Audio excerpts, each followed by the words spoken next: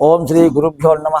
శ్రీ పరాభవనామ సంవత్సర ద్వాదశ రాశుల వారికి ఎలాంటి ఫలితాలు గోచరిస్తున్నాయి, ఆదాయ వ్యయాలు ఎంత, ఇలాంటి పరిహారాలు పాటించాలి, ఏ దేవులను పూజించడం వల్ల శుభ ఫలితాలు కలుగుతాయి, ఏ నవగ్రహాలను ధ్యానించడం వల్ల ఎలాంటి ప్రయోజనం కలుగుతుందో వివరంగా మనం తెలుసుకుందాం.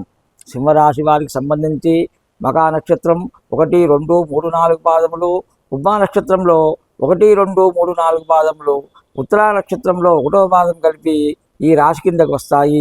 ఈ ఏడాది వీరికి ఆదాయం 5గాను, వ్యయం 5గాను, రాజపూజ్యం 7గాను, అవమానం కూడా 7గాను అన్నీ సమానంగా ఉన్నాయి. ఈ ఏడాది ఉగాది నుంచి జూన్ 1వ తేదీ వరకు గురువు 11వ స్థానంలో సంచరిస్తూ శుభుడై ఉన్నందున అన్ని కార్యముల యందు విజయాన్ని సాధిస్తారు. ఇంటా బయట సౌఖ్యాన్ని పొందుతారు. శత్రుబాధలు తొలగిపోతాయి. శుభవార్తలు వింటారు. సమాజంలో గౌరవ మర్యాదలు కూడా పెరుగుతాయి. అద్భుత శక్తి సామర్థ్యాలు కూడా ప్రదర్శిస్తారు. కుటుంబంలో అభివృద్ధితో పాటు ఆకస్మిక ధనలాభం కూడా ఉంటుంది. ఇక జూన్ 2వ తేదీ నుంచి అక్టోబర్ 30వ తేదీ వరకు, అలాగే జనవరి 20వ తేదీ నుంచి సంవత్సరాంతం వరకు 12వ స్థానంలో గురువు సంచరించడం వల్ల కొంత ప్రతికూల ఫలితాలు ఏర్పడుతున్నాయి. రుణ ప్రయత్నాలు తొందరగా ఫలించినప్పటికీ ధనం వృధాగా ఖర్చవుతుంది. అనారోగ్య సమస్యలు ఏర్పడే అవకాశం కూడా ఉంటుంది. ఇంట్లో శుభకార్యాలు సూచితం.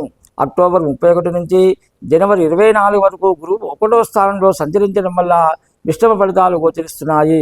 వృత్తి, ఉద్యోగ, వ్యాపార రంగాల్లో ఆలస్యంగా అభివృద్ధిని సాధిస్తారు.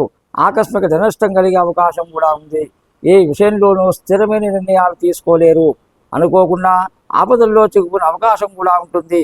సమాజంలో గౌరవ మర్యాదలకు ఆటంకం వాటిల్లకుండా తగు జాగ్రత్తలు తీసుకోవడం చాలా ఉత్తమం.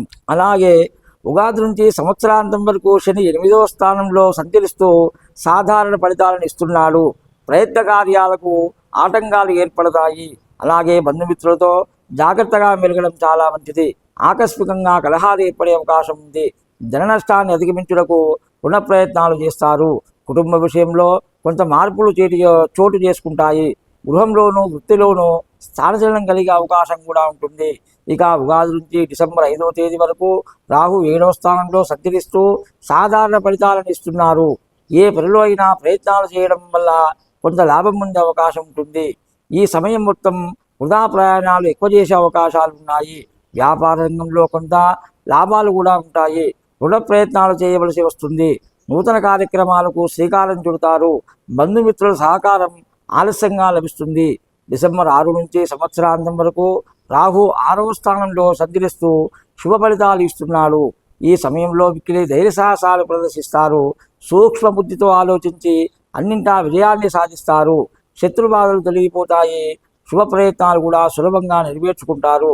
ముఖ్యమైన వ్యక్తిని కలుస్తారు. ఆకస్మిక ధనలాభాలు కూడా మనకు గోచరిస్తున్నాయి. అలాగే ఈ ఏడాది నుంచి డిసెంబర్ 5వ తేదీ వరకు కేతు 1వ స్థానంలో సంచరించడం వల్ల సాధారణమైన ఫలితాలు గోచరిస్తున్నాయి. ఆరోగ్యం గురించి జాగ్రత్త అవసరం. ఆధ్యాత్మిక కార్యక్రమాల్లో పాల్గొంటారు. విదేశీయాన ప్రయత్నాలు కొంతమేర సానుకూలమవుతాయి. కుటుంబ కలహాలు దూరంగా ఉండడం మంచిది. సహనం అన్ని విధాలా శ్రేయస్కరం. డబ్బును పొదుపుగా వాడుతారు. డిసెంబర్ 6వ తేదీ నుంచి సంవత్సరాంతం వరకు కేతు 12వ స్థానంలో సంచరిస్తూ అప్పుడు ఒక శుభ ఫలితాలు కూడా ప్రసాదిస్తున్నాడు. ప్రయాణాల్లో వ్యయప్రయాసాలు అధికమైనప్పటికీ చేపట్టిన కార్యాల్లో కొంత విజయం సాధిస్తారు. ఆకస్మిక నష్టం ఏర్పడే అవకాశం ఉంది. అందుకు తగిన శ్రద్ధలు, జాగ్రత్తలు పాటించడం మంచిది. రోగపీడలు సూచితం. అనారోగ్యం కారణంగా డబ్బులు ఎక్కువగా ఖర్చు చేయాల్సి వస్తుంది. స్త్రీలు మనో ఆనందాన్ని కూడా పొందే అవకాశం ఉంటుంది. ఈ రాశివారు మరింత శుభ ఫలితాలు పొందడం కోసం గురువు, శని, కేతువులకు జపదానాలు చేయడం, ప్రదోష కాలంలో శివాలయ దర్శనం, శనికి తైలాభిషేకం, విష్ణు సహస్రనామ పారాయణం, లక్ష్మీ సహస్రనామ పారాయణం చేయడం వల్ల ఉత్తమ ఫలితాలు ప్రాప్తిస్తాయి. స్వస్తి. ఈ వీడియో మీకు నచ్చినట్లయితే ఒక లైక్ కొట్టి మీ అభిప్రాయాన్ని కామెంట్ రూపంలో తెలియచేయండి.